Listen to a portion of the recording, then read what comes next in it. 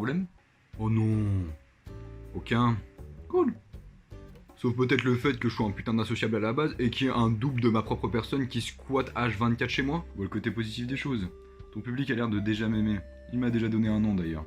Ouais, Yami Pega. Quoi? Ça te dérange ça aussi? Pas tant que ça. Sauf qu'à observer celui qui a l'air sympathique, instruit et qui se cultive, bah c'est toi. Et celui qui ressemble à un branleur casse-pied et qui se plaint tout le temps, c'est toi. Ouais. De toute manière, on n'y peut rien. D'ailleurs, t'as pas des vidéos sur le feu en ce moment? Si, je dois faire ma veille battle avec Bahamidia, mais... Quoi donc? C'est à propos de Super King. Ah ouais, c'est vrai que tu faisais des reviews sur cet anime-là. Bah justement, on est arrivé à la fin de l'arc 1 là. Bah cool, on s'y met? Ouais, faut bien. T'as pas l'air motivé. Bah ouais, ça me saoule, je suis arrivé à la fin de l'arc 1 en me disant bah c'était pas si mal grâce au dernier épisode, mais au final, plus je revois et plus je vois à quel point c'était de la merde. Tu n'aimes pas.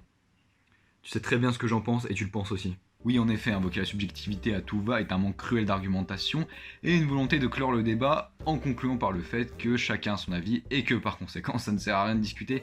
Mais faut caresser tout le monde dans le sens du poil pour être apprécié par tout le monde, c'est ça? C'est pas le genre de la maison, je me trompe? Oh que non. Allez, dégage de là. Oui, monsieur.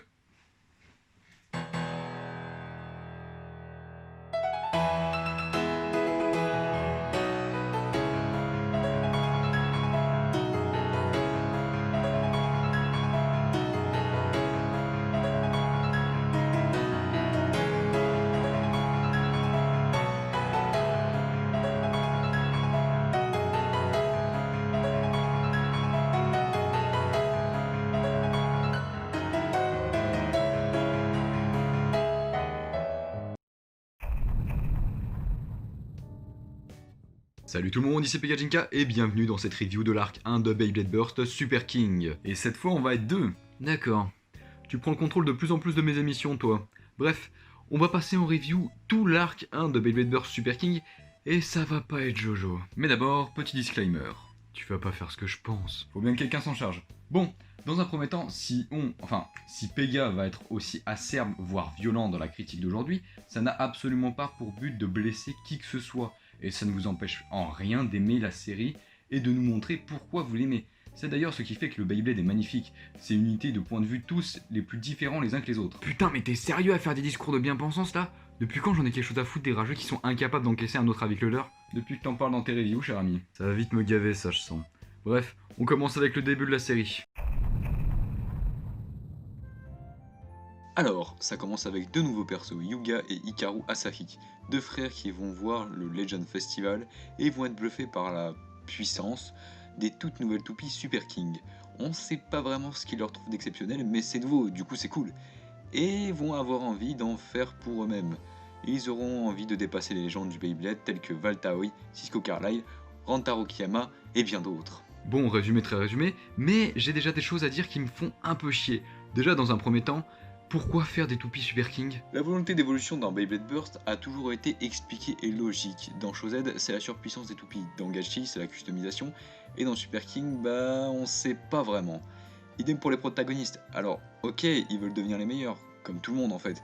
Mais c'est quoi leurs objectifs quand ils créent leur nouvelle Bey? Outre le fait que ce soit des nouvelles toupies à la mode, il n'y a rien derrière. Et pour vous expliquer ça, je vais vous faire un petit listing. Valt voulait améliorer Valkyrie pour toujours atteindre le maximum du potentiel d'attaque. Aiga voulait créer Achilles dans le but de s'adapter à toutes les situations possibles avec son type balance. Et Drum voulait carrément créer plusieurs toupies en une seule pour contrer tout type d'adversaire. On a toujours eu une progression dans l'objectif des protagonistes, dans la création de leur Bey. Et c'était une des grandes qualités de Burst, alors que là, bah il y a littéralement rien. Il n'y a pas de réflexion derrière la création de leur Bey, ce qui donne l'impression qu'elles ne sont pas uniques outre le fait que ce sont des Super Kings. Et venez pas me dire que c'était impossible, hein. On avait deux personnalités qui se complétaient autant qu'elles s'opposaient, et retrouver ces idées dans les bays, c'était même pas que c'était facile, c'est que c'était évident, putain. D'ailleurs, pour revenir sur les frères, je reste sur ma position, ils n'ont vraiment rien d'exceptionnel. Et encore une fois, on va reprendre nos trois anciens protagonistes pour comparer. Valt, on avait quelqu'un de passionné qui devait progresser pour arriver au sommet, c'était classique, mais en même temps, ça va bien pour un premier protagoniste. Aiga, c'était l'opposé, le mec est très puissant, progresser progressait à une vitesse de malade, mais manquait clairement de passion et de bon esprit. Et c'est là où la position de Valt en tant que mentor était pertinente. Et quant à Drum, on est arrivé à un personnage qui progresse tellement vite et qui est tellement passionné qu'il en devient une source de progrès et d'inspiration pour son entourage. Peu importe comment tu regardes, ces trois protagonistes n'ont rien à voir les uns avec les autres, et leurs relations entre eux sont plus qu'intéressantes et justifient le fait de les faire intervenir dans le même univers. Les Asahi, bah encore une fois, y a rien. Et me faites pas dire ce que j'ai pas dit. Oui, clairement l'opposition de leur caractère ainsi que de leurs objectifs est très intéressante et promet un développement assez sympa. On tend vers un duo qui va commencer en tant que rivaux mais qui à force de traverser des épreuves ensemble vont finir par être des alliés surpuissants. Bon, c'est clairement pas la première fois qu'on voit ça, mais c'est clairement intéressant dans la diégèse de Burst. Ce que je reproche là, c'est qu'on a un terrain super fertile, mais qu'il n'y ait rien qui pousse dessus. Et on est qu'à l'épisode 1. Oui, alors autant pour le premier épisode, j'étais un minimum construit parce qu'il y avait quelque chose à dire, qu'il y avait un minimum de contenu, autant là, pour les 14 autres, tu vas bien aller te faire foutre. Soyons clairs, je vais relever tous les éléments pertinents qu'il y avait dans ces épisodes, et croyez-moi, ça va aller vite. Du coup, une fois que les deux auront constaté la puissance des légendes, forcément ils vont avoir envie de les défier.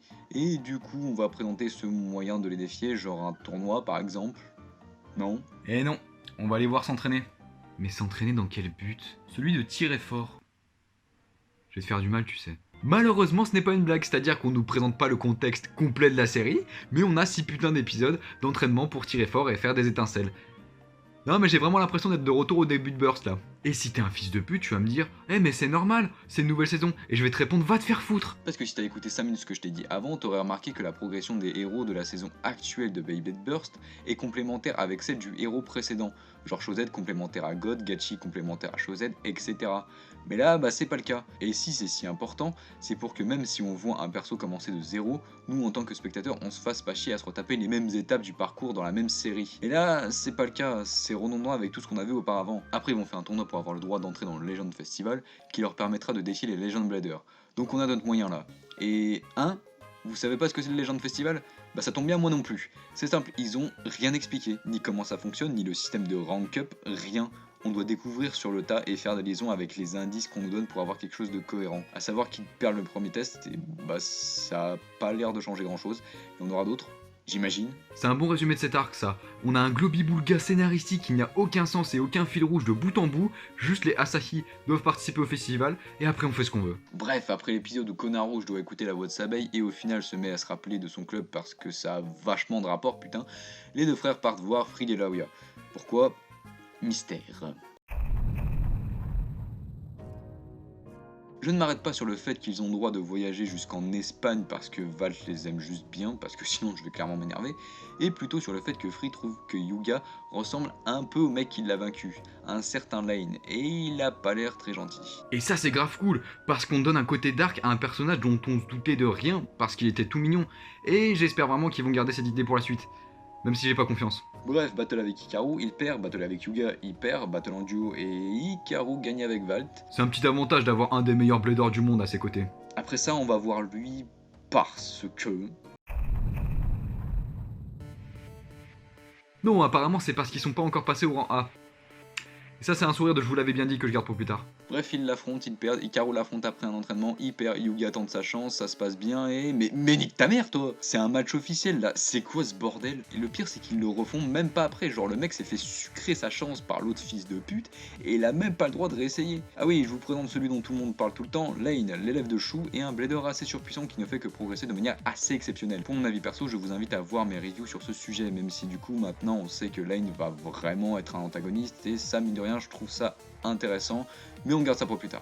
Lane bat lui, ce qui était assez prévisible parce que on va pas présenter un mec en pleine progression fulgurante et le faire s'arrêter comme ça, mais il progresse au point de se séparer de Shu et ce dernier s'inquiète de plus en plus en mode putain je vais pas le maîtriser. Et ça c'est intéressant, on arrive à un perso qui ressemble beaucoup à ce qu'on a déjà vu mais qui reste tellement obsédé par sa progression qu'il s'en bat les couilles de toute morale. Et ça c'est bien comme choix d'antagoniste original et pertinent. Les deux reviennent au Japon, Hikaru est qualifié mais pas Yuga parce que Hikaru a gagné le combat en duo avec Valt, alors que Yuga a perdu avec Free. Mais en fait, si, parce qu'une place s'est libérée grâce ou à cause de Ranjiro qui s'est cassé le bras et s'abeille en voulant tester les compétences de Lane. Je crois qu'il a un peu le seum, autant que moi je pense. Et il y a Drum qui arrive, et clairement je vais pas analyser 7 minutes de course sous sa gueule. A noter aussi que Yuga bat Drum, mais après les qualifications, du coup ça compte pas. Et à savoir aussi qu'il a battu Cisco, mais c'était avant les qualifications. Du coup, ça compte pas non plus. Oui, c'est le PGA du montage. C'est juste pour vous dire que en fait, Cisco s'est pas fait battre avant le tournoi. Non, non, Yuga a bien remporté un point. Et du coup, c'est pas qu'ils ont arrangé le truc comme ils voulaient pour que Yuga passe pas. Non, non, c'est juste incohérent. Voilà. J'ai un peu le seum. Vous comprenez à quel point le système est débile? C'est-à-dire qu'on a un mec qui est littéralement plus compétent que l'autre, mais qui peut pas participer parce qu'il l'a pas montré au bon moment. C'est débile!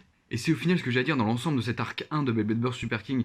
C'est-à-dire qu'on a plein de bonnes idées, mais qui au final ne fonctionnent pas parce que les scénaristes ne se sont pas assez penchés sur comment vont progresser les Asahi, et surtout comment le Legend Festival peut être cohérent. Ce qui fait qu'on arrive sur un pot pourri d'idées qui fonctionnent sur le papier, mais qui, mises bout à bout, bah, ne veulent plus rien dire ensemble. Pourquoi Drum et Cisco qui ont vu la progression de Yuga ne peuvent pas le faire monter de rang, comment le système de Rank Up Battle est géré, et pourquoi les Asahi ont le droit de voyager à travers la planète entière juste parce qu'on les aime bien. Toutes ces questions peuvent paraître anodines, mais elles reflètent le manque d'un scénario solide, un scénario qui pourrait nous permettre de comprendre l'histoire dans laquelle on est plongé. Pour conclure, Beyblade Burst Super King, il y a des super idées, mais qui malheureusement ont été desservies par une forme narrative qui rend le tout incohérent. J'ai en tout cas beaucoup d'attentes pour le Legend Festival et je ne perds pas espoir. Sur ce, portez-vous bien, on se retrouve dans une prochaine vidéo.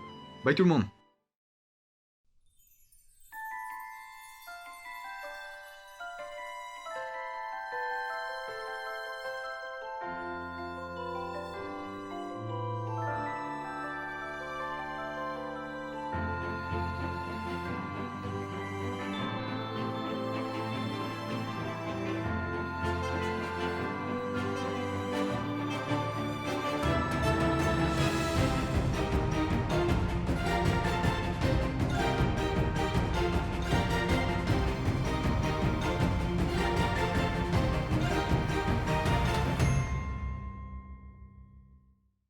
Bah voilà, c'était pas si mal. Ouais, je m'attendais à pire.